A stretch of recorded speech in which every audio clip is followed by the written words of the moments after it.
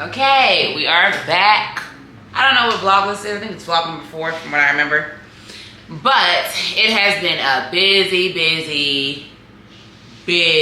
week. So let's start back with kind of what's going on. Okay, yeah, so we were going into the Rising Phoenix week. Clients are flying into town. We went through all of that stuff. And my family came into town that Thursday, which is really cool because it's the first time I've had them all here. The last time they were all here together before the Olympia was back when I used to do the Rising Phoenix like for 3 years in a row. I can't remember how long ago that was. That's my first 3 Olympia titles, so it's been 4 years. It's been a minute, well, almost 5 years. It's been a very, very long time since they've all been here together. So it was cool to have them. Now, usually I won't see them. The first time I saw them during prep was last year when they surprised me for my birthday, me and my mom's birthday. But usually I won't see them until the whole entire show is over.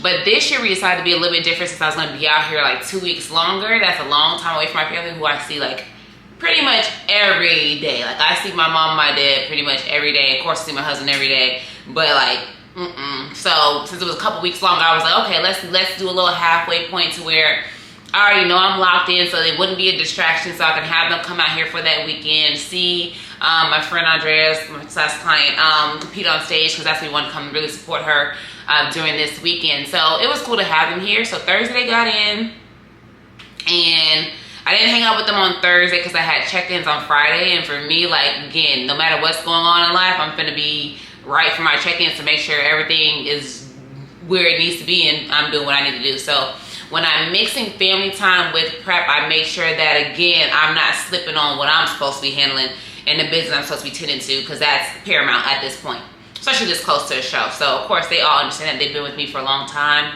I've been with my husband we've been married for 4 years in December, but we've been together for almost 9 years in December. So he knows exactly how this goes. He's been with me since during the time which I've been competing. He hasn't known me as a non-competitor. So he understands. My parents, of course, have been here since the very beginning. So they understood. So Friday, I was like, okay, let me get my cardio done, get back to the house, get my second round of cardio and lift done, and get everything together, pack up all my meals, make sure everything is right again. Because like if I'm going to leave the house, you got to make sure all your meals are together. So of course that takes preparation, it takes time, and that's a large part of the reason why generally, like in regular life, I don't like to be out for long periods of time or travel too much, because you have to pick up all your food and move it from place to place, and that's what kind of gets tedious in terms of just packing everything up.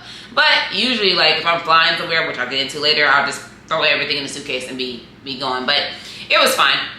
So I packed, because I'm used to it at this point. So I packed up all my meals for that Friday. I went to the check-ins and just hung with my parents in the room. My dad was gambling, so I was hung with my husband and my mom in the room, and just kind of chilled, just like we do when we're back home. It was kind of just more of a recharge weekend to be with the people who are always there. Like I have a good bit of people, like I have a solid group who are always there, but my parents are going to be closest to me, especially in like proximity. Like they're right there. I moved up the street from my parents to make sure that I was still close enough to them, because that's just the relationship that we have. So then Saturday was a show. Show was amazing. Just great quality of athletes, especially for women's bodybuilding. It was a cool thing to see just how like everybody was in shape. Everybody brought their best, and well, one of their best. Like everybody's, of course, everybody's best is different, but everybody was just like really good quality, which I love to see. And I also got to do commentary, which is always fun. So I did commentary for the figure category. And once I got done with that, I went back home, and then of course my regular schedule. So what I do is whenever like I have other things that need to be done, I just make sure, again, be organized, have all my stuff planned, have all my food ready, have all my cardio allotted to the timings that is going to work for the schedule that we have, and we move forward accordingly. So again, came back to the house, made sure too, like even my family was here, like, oh no, I'm not staying over there with my husband. I'm gonna go back to the house in the same bed I've been in for the last 6 weeks and go to bed. So that's the key thing, is making sure that you can do other things, but you just want to make sure that they don't become a distraction. That's the main thing. As long as you don't get distracted, you're good. And that requires you to know yourself and know what will pull you away from what you're trying to do. So then Sunday, we did a whole little family day. It was cool because we got to have a couple of my favorite female bodybuilders with me, and we went to the movies and saw a movie that was not, not the best, but it's about the vibes and the people you're with, so that was fun. And then once that got done, my family left on Monday, and then I was like, okay, this show is done. Once Phoenix is done, like that's kind of like my kicker for like, all right, we're ready to lock in. This is going into like the next phase of my own prep.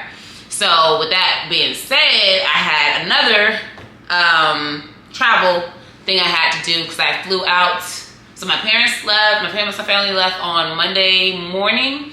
Me and my coach, we flew out to Dallas Monday night. So we got our workout done, all that stuff. Did my little cardio, got everything moving, packed all my food up. I had everything pretty much packed like the week before to make sure I was organized. Because that's the key, is when you're traveling, you gotta be really, really, really organized, because it's just, traveling in itself is already a bit tedious when you're like in a very, very strict prep. When it's improvement season, you can get a little bit of leeway here, but now isn't the time when you want to be kind of just like tossing things up, like, oh, go with the flow. Nah, you need to have your stuff together. So I got everything packed, and then we headed to Dallas, and that was a really, really fun trip. The flight there was amazing because it was just empty. It was like 20 people on the flight. So I had a whole row to myself. I kicked my feet up and just relax and read my book and get ready to have fun with the team and do a whole bunch of stuff for Evogen, which is always fun. I get to see my little buddy, my cameraman, Timmy Tim, who taught me how to do the camera stuff that I'm doing now, the basics. So that's that. Once we got there, my team is always really good about being cognizant that we are athletes and that we are in prep. So they got me a hotel that is had a kitchen, full kitchen. So anything I need to do, got a kitchen. I Instacarted all my stuff while I'm on the flight. That's a pro tip for y'all. If y'all don't know and you're not using Instacart, don't sleep. It's not a plug. I'm not sponsored. But again, when you're going someplace, if you know exactly what you're packing, like I made a list before. Like I put it in my phone. I said, I'm packing this. I'm ordering this there. So again, organization. Like it can be a little bit neurotic for a lot of people. But at the end of the day, would you rather plan to fail or plan to succeed? So you can pick one, whichever one you want to do. I'm going to plan to succeed. So I'm going to make sure my stuff is together. So I got my Instacart order. I made that junk on the plane. Boom, boom, boom. All right. Got it shipped. It was at the door as soon as we walked in. Put everything up because I'm one of those people who can't go to sleep unless everything is put up. So I got everything together, put that up. And that's the key thing too. So when I say the plan is a plan, when you hear that, I want you to think overarchingly. Like, if my plan is to be the best at something, be better at something, do better at something, anything like that, that's the overarching plan. The little steps in between can kind of allow for a little bit of adaptability and leeway if need be. So what that means is in this instance, we were sitting waiting for our bags for 20 minutes. Like we had landed probably 20 minutes early. I was right on my central time bedtime, which is I keep it the same East Coast, Central, Mountain, PST, doesn't matter. I'm going to bed at the same time wherever I'm at. So I had it locked in, super plan to the T, boom, boom, boom. And then again, wrench gets thrown in the plan. Bags hadn't come out for 20 minutes. Takes another 10 minutes to get to the hotel. So that put me roughly like 40, by the time I got done and got everything unpacked, it put me like 40 minutes behind my general bedtime, which of course is like, is it ideal? No. Is it going to hinder me to the point where it detracts my progress? Also no, because 99.9% of the time I'm on my shit. Excuse my language. I'm on it. So it just kind of is what it is at that point. You got to just roll with the punches. But again, that's what I mean by plan is a plan. Like, at the end of the day, I'm still going to go to bed. I'm still going to get as much sleep as possible. I'm still going to have all these ducks in a row as much as I possibly can. So it's also in the sense of controlling what you can control, because I don't unpack bags. I don't work for the airport. So there's only so much I can do with that. Fast forward. So we woke up, went ahead and did fasted. We did a lot of filming, a lot of product shots. We have a lot of new products dropping. We have a new Eva Burn Mango flavor dropping. We got a new Polar Cherry Ice dropping for the EVP 3D. We have a new AminoChem dropping, which is one of my favorites. I'm going to go ahead and plug that now. It's AminoChem Cranberry Pomegranate. It's for my people who don't want too much sweetness. So for me, when I'm working out, if I keep drinking something, it tends to get sweeter to me. And I already put it in like half a gallon. So I like to do it to where at half a gallon, it's just a nice crisp taste, but it's not giving me like too much flavor. So some people like the super, super sweet stuff. I'm not that person. Like I like my stuff kind of like mellow. So this is a perfect flavor because it's like more tart than the other flavors, which is really cool and really nice, especially for me as I get closer to prep. My taste buds definitely shift to where it can taste like any hint, if something's a little bit salt, a little bit off. If it's any type of seasoning stuff, anything, I can pretty much taste it now because my senses are just hyper aware of everything. So that flavor is really good for those who kind of want like a smooth flavor, good flavor, smooth flavor, but just like enough to taste it, but not too much. So that's my plug that. So we're dropping that. And then we're dropping vitamin D, we're dropping CLA. We have a lot of different things popping in, and even our stringers and stuff too. So we've shot all of that. Now, once we got done shooting faster cardio, I did all my clients, went back to shooting more content, and then shooting the next workout, and then going back home and showering. No, I lied. Before we went back home, we did a 2-hour podcast, which is going to be really, really cool for y'all to see. I think it was a really good podcast. I think it's a beneficial podcast where you can actually see and get to meet my coach, because me and my coach are both kind of like more quiet, low-key people, as you'll see on the podcast, but it allows you to kind of be able to get into his brain too. So versus me just talking about kind of my side of things, you get to see his side of things, because again, we're like a double duo. So where his side of things is probably the most important, because he sets the precedent and I just follow suit, and I'm the person who just does everything needs to do after that.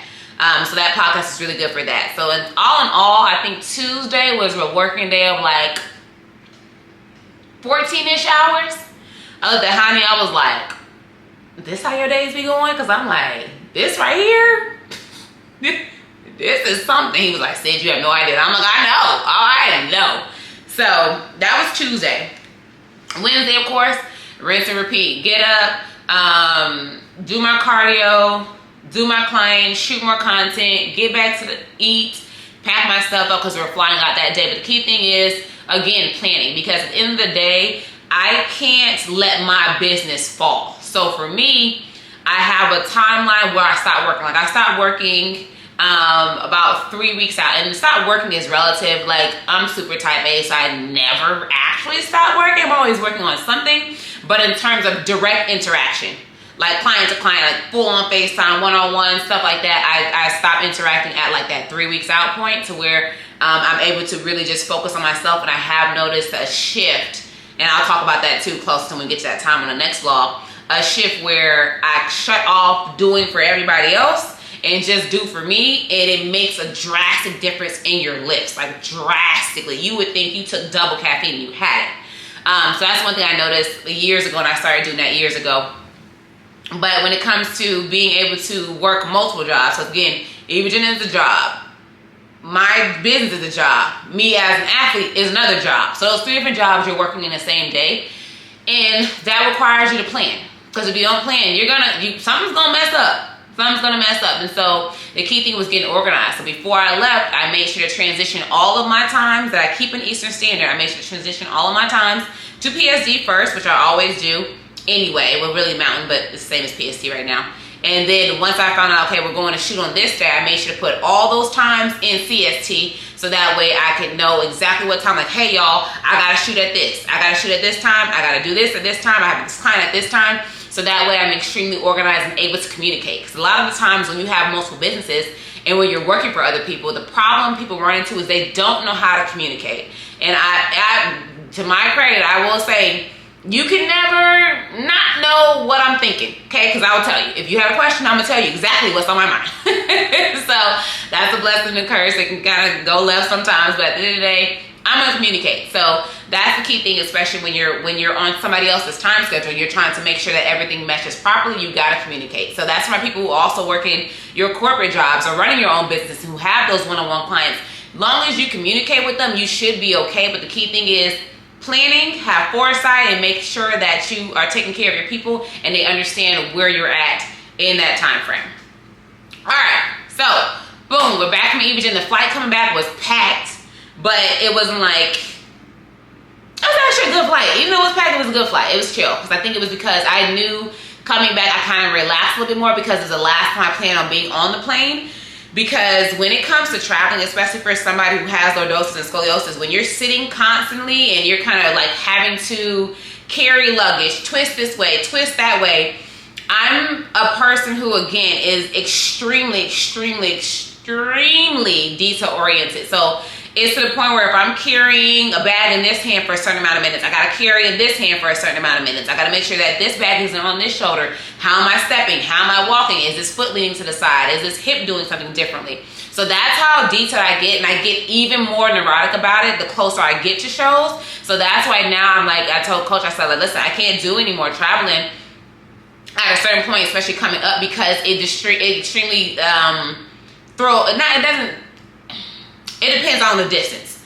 Like to Dallas is quick, so it was okay to where like my trap would just lock up a little bit, because again, my muscles are doing more than being cute and doing functional stuff. Like the main function of my muscles, especially in my back, is to keep my spine from shifting. So for those who don't know, I have scoliosis and lordosis.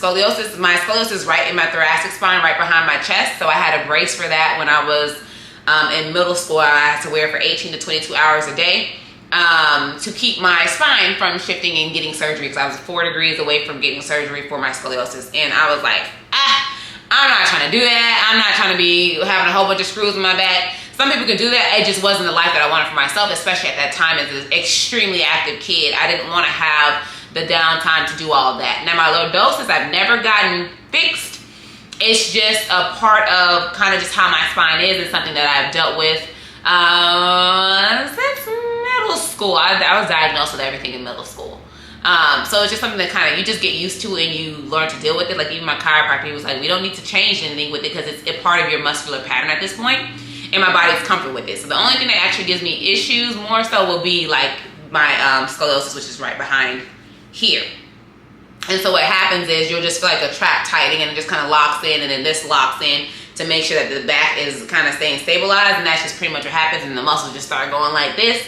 But it gets exacerbated while I'm on flights. Excuse me, I gotta take a sip of my amino chem. And if you're wondering why I got a straw, it's not because I'm that bougie. I forgot to tell you I got braces. They're clear. But in order to keep anything from getting on my braces, I make sure to drink with a straw all the time. I mentioned this in my documentary, which clearly is not out yet, but yeah, there's that.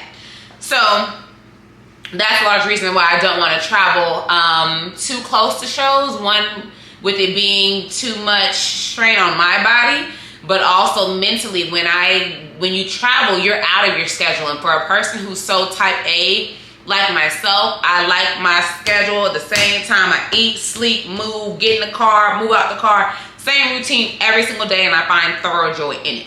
So anything that's not that is, in a sense, a distraction, but at the end of the day, you gotta do what you gotta do. We all grown at this point, because sometimes you gotta make your money. You gotta do what you gotta do. So, but you gotta work around it, because again, the plan is the plan. You work around the pieces that you can control and make sure you kind of find that happy medium. I will say, as I've gotten older, I have definitely become more adaptable.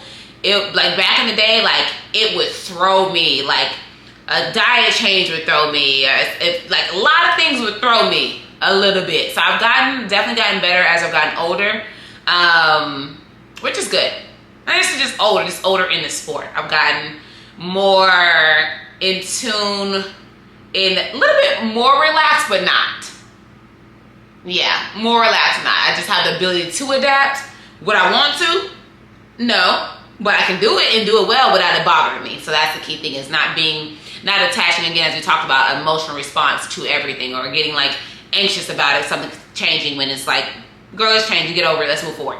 Like, how are we moving forward? That's just generally how I carry myself now. Let's see. Boom. Okay, so I get back. I finish my cardio, roll out, because I'm on the plane. I like to roll out and get everything kind of realigned. And then woke up the next morning, got back to my fasted, back to my routine, woke up at the same time, did all that stuff. And then boom, period is back again. I'm like, damn. You can't even get a good couple weeks to yourself. It's always either you're ovulating or you're PMSing. It's just like something's always something. But again, got more adaptable. And I would say my periods have gotten more chill, so it makes it a little bit more manageable.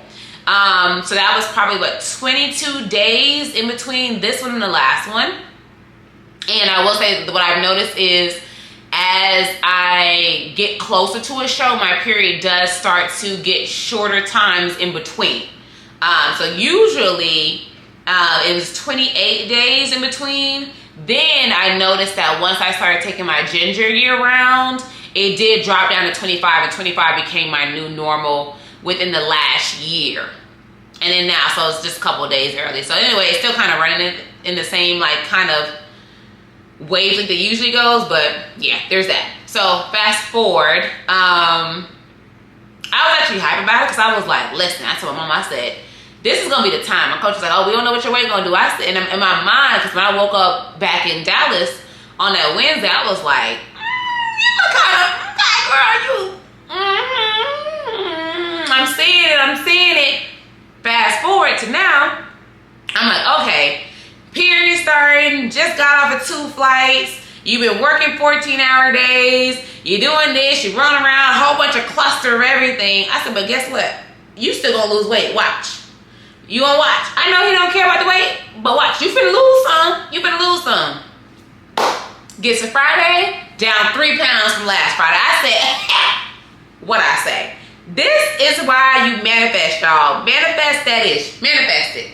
Manifest it. So I manifested it. And so, there's that. So that progress was cool.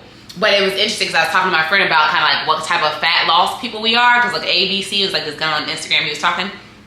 And I'm very much that person who goes, do do do do do do do doom doom doom, and it goes down down down. So it's pretty cool to just to see kind of like what type of fat loss person you are. So that way, when again, like we talked about before, just don't get concerned when you don't need to be concerned. Keep doing what you're doing. Keep doing everything as perfectly as you can. And at the end of the day, that's all you can do. So that's what I do, and that's why I'm always so chill about it, because it's kind of like, I know I'm doing, there's nothing else I could do more than what I'm doing. Just not even an inkling in my being could do more than what I do now every single day. So there's that. Fast forwarding, let's see. All right, ooh, let me look at my notes. Oh, I know what was next. So in that same breath, once I got done with that, I had to send out what I call my friend message. And what that is again, communication. You gotta communicate. I always send out a message every year when I can feel in myself like, all right, this is the point where I want to lock into me. Don't text my phone about this. Don't call me about this. Again, like I said, don't put no mess on my doorstep. That's the key thing for everybody, but that also applies to my friends too, especially to my friends. I'm very, very adamant about not letting energies kind of just mix and mingle, because I'm one of those people, I like to keep my juju.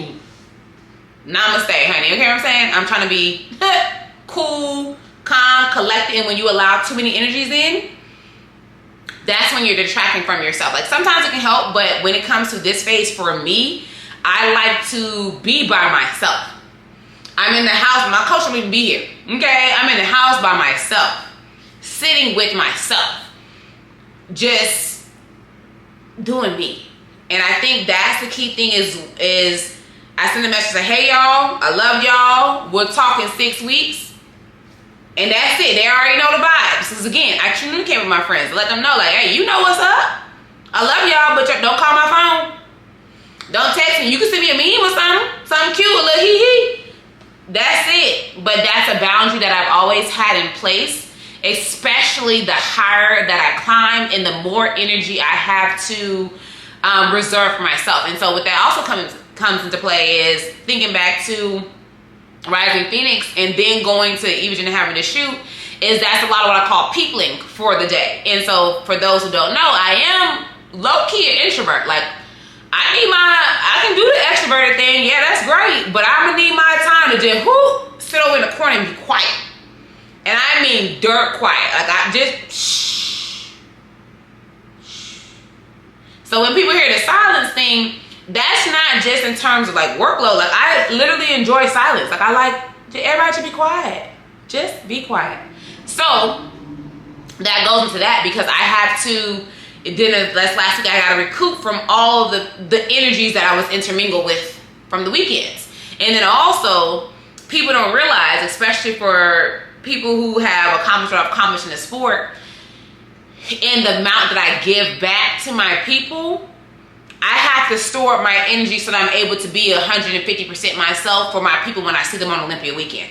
Because Olympia weekend is already draining, but at the end of the day, I gotta make sure that people who show up to see me get me. Not a tired version, not a sluggish version, they get me. And so in order for me to do that, I gotta pull away from everybody with a couple of exceptions. Like I talk to my husband, of course, every blue moon, but we don't be on the phone kikiing and cackling like, nah, babe, love you, bye. It's kind of that type of thing, like check in, check out. But it's more so about me internally storing up all of the energy that I need to, one, defend my title, show up for my fans and supporters and the people who rock with me, and make sure that I'm doing my coach proud and doing my companies proud. So that takes a lot of energy, and that's a large reason why I set that boundary in place to be like, listen, I gotta step away. It ain't y'all, but I'm gonna step away so I can do me and really show out. And that's the key thing. And I do that every year. I've gotten I would say more strenuous with it for the last couple of years because we're into a territory where I'm consistently trying to beat my own records. And when you go into that area, mentally, it's a shift that has to be taken, in my opinion. It has to be taken in order for you to go to that next level. You got to do some new ish to get there. And so whether that's even being more consistent with what you've already been doing or finding something new to be consistent with. So that's pretty much how it comes into now. And I told my mom was like, my daddy asked me about somebody. I was like, oh, my mom was like, hey, she gonna block you. And I will. Don't ask me about nobody who ain't got nothing to do with me. Don't ask me about nobody. And again, I have to remind my parents sometimes because they be forgetting. Not right now. We can talk about it in now 5 weeks and some change. Until then, it's my time. And that's where a lot of people kind of, I feel, fall at. They don't set the boundaries with people in general. That's gonna be one.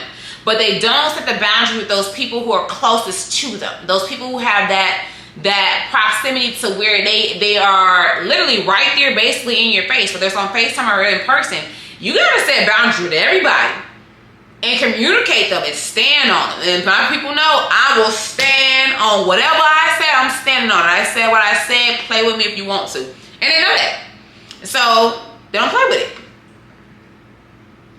But that's just allowed me to get where I am and to focus. So that's pretty much it with that. But we're gonna go into a couple of Q&As. That is pretty much the update for these last 2 weeks. We are going into hyperdrive 6 weeks out. Less than 6 weeks out is when things really start to like, we're finna get after it now. It's finna really just starting to shift. And for me to even notice it, because I don't look at my physique like that, but I'm one of those people, that's why I couldn't be a coach. I don't notice things unless it's drastic. Like I gotta be like, oh, that's drastic. So that's one thing I noticed. So we're gonna go to a couple of questions that I had from, I'm gonna segue over. Go to a couple of questions that I have from Instagram. I actually remembered all my notes, y'all, without looking at my phone. Go me. All right, so we're gonna start with some of the first questions. Let's see. Top 3 to 5 habits you start right now if you're a rookie again, but with all your current knowledge. A lot of the habits that got me here were already here before I knew anything that I knew now. So the way I'll answer this question is 3 to 5 things that you should probably take into consideration as a rookie from what I have learned and I've experienced and kind of did to get here. And number 1 is setting your boundaries, and that means saying no to things that don't serve you. That's gonna be number 1. Number 2 is being willing to be different. Like, don't allow people to be like, oh, this person's doing it, this person, that don't got nothing to do with you. Do what's supposed to do for you and do what you want to do and make sure that you're happy with the decisions that you make. That's going to be a key thing, especially in this sport. Be happy with whatever decision that you make and stand on it. Number 3 would be always knowing who you are. And if you don't know who you are, get to learning and get to learning them now. Because that's going to be the key thing. Because when you know who you are, can't nobody tell you nothing about yourself. There's things where there's constructive criticism, but at the end of the day, most of the people who don't know you can't give you constructive criticism. So the criticism you have to take from people who actually have done something with their lives, are qualified to give you that criticism, and somebody who you actually respect and will take their word, and they know that they have their best interest at heart. So for me, I won't take criticism from just any and every average Joe Schmo who ain't got nothing to do with me. That's gonna be number 3. Number 4, I would say almost getting a coach earlier. I would say if I had my coach during my college years, like back when I was getting my IFBB Pro card and starting NPC, if I had a coach then, I feel like I would have been even further along faster and healthier. Because back then, that's when I was doing the extreme dieting of like no carb, run a whole bunch and all those things like that. Like if I had that knowledge then, I would have done that then. And let's see, number 5. As always, mind your own business. That's number 5. That's gonna be a go-to in and out of this sport. And that's a habit. It's a skill, honestly. It's a skill and a habit. All right, how do you know what to change up in your body composition from year to year? Oh, good question. For me, I would go back in the day. I think we had my coach, he comes up with a picture of what he wants to see on stage, and we then kind of move accordingly to that. So first starting out, we had a lot of things that needed to change up. Like my arms are really, really big. My butt was as big as my back. Like there's a lot of things like we had to bring the glutes down, but change the shape of them. Bring them down at one prep, bring them up with the next prep, then kind of tone it down, smooth it out, and kind of go through different waves and different pieces so that each show added to the look we were eventually getting to. So a lot of people run into this thing where they want to look like Miss Olympia out the gate. That's not how that goes. It's a process. And even as Miss Olympia, it's a process every single year getting to a different look that is better, slightly different, has different nuances than the year before, and that takes time. And I think the key thing is having that patience to see, and the humility to see objectivity to see what changes can be made for the better, and if it actually needs to be changed. And so it's a matter of focusing on refinement, but you kind of go from what your body type is. Like when you look in the mirror, I wouldn't say you look in the mirror, more so use your coach if you have one. Look and just kind of see where the flaws are. And you gotta be honest with yourself. A lot of people think that they are just like the God's gift to earth. Like, so you gotta not have that mindset and really focus in on like, all right, nah, this was lacking here, this was lacking here. I can bring this up, I can bring that up. If I bring that up, what else would need to be brought up to make sure that your symmetry is always in kind of retrospect if you are in a category that requires symmetry. All right, we're gonna do one more question because this video is longer than I thought it was gonna be. All right, third question for the day. This is a good one. What are good starting NPC shows for someone who wants to switch over to the NPC? I would say my shows. They're super, super athlete forward. From my gift bags to my trophies to just how you're treated at the door. I am very much a hands-on promoter. I'm not those people who kind of just throw money at things and kind of like, oh, I threw money at it, so I did a good deed. Nah, I'm not that person. Like I'm hands-on, on. So I would say my Cydney Gillon Peach Classic, that's in Georgia. We got May 31st. Sandy is the head judge for that one. We have Bernadette Galban coming in, our NPC chairman, who's also Olympia judge. He'll be judging as well in Georgia. And it's one of those things where it's an experience. And that's the key thing I want to always provide for my athletes is an experience. And I always say I want my NPC athletes to feel like they are pros and treated accordingly. And that's what my Peach Classic is really about, is giving you that pro experience without you even being a pro. So I have Gilco coming in to do your videos. We have professional photography. We have Sean Clarita. We have Brianna Ansley. They're all coming into the show this year. So this year is going to be a big year. So I would always say my Peach Classic. I also have a show with Whitney Jones and Andrea Shaw called the Triple O Dynasty in Arizona, which we started last year, which is also a pro show for women's bodybuilding, women's physique, and women's figure. And that also has an NPC portion as well. So that's going to be in Mesa, Arizona, where I'm close to. And then my other one is in Georgia. So the one in Mesa, that's Arizona, that's also being head judged by Sandy, that is going to be April 5th. And then again, my Peach Classic is May 31st in Alpharetta, Georgia. So It's a hotel setup where you go upstairs, come straight down, you're at your show, hair, makeup, tan, everything's in one place. You don't even have to leave the building. We have limos for my international students, international athletes coming in from out of town and everything too. So it's gonna be a big thing, which I'm really, really excited about this year. Registration is currently open, but I haven't announced it. I'll announce it in a couple of weeks, so that way everybody can know to sign up. Also for the Peach Classic, I do have a Day with Sid raffle where everybody can sign up. You gotta register early, and then basically we do full cheat meal, workout, whole shebang with me during a weekend of your choosing / my choosing, where it works out for our schedule. And that's kind of how that goes for the Day with Sid. But you have to be registering for the Peach Classic and compete in the Peach Classic, and that gives you the Day with Sid in the raffle if you win it. So there's a lot of perks to doing my Peach Classic, and it is my baby. That's my first one. We're going on year 4 now, so I'm super excited about that one. All right, y'all. A lot of information, a lot of talking. Your girl's feeling good though, so I got the energy today, so we're good. My energy's been pretty good overall. Still haven't taken a nap yet, but I also haven't taken a nap for like the last 3 Olympias, so it's kind of like the usual now. I took my first nap the Thursday before the show last year, and that was it. I didn't nap the whole entire prep, so 9 times out of 10 this one will be the same, so we'll see. But those are my updates so far. Love you guys. Thank y'all for tuning in. I really, really appreciate it. It makes doing these videos actually worth it and not feel like a waste of time. So, all right, y'all. See y'all again in 2 more weeks. And we are 4 weeks out. And I am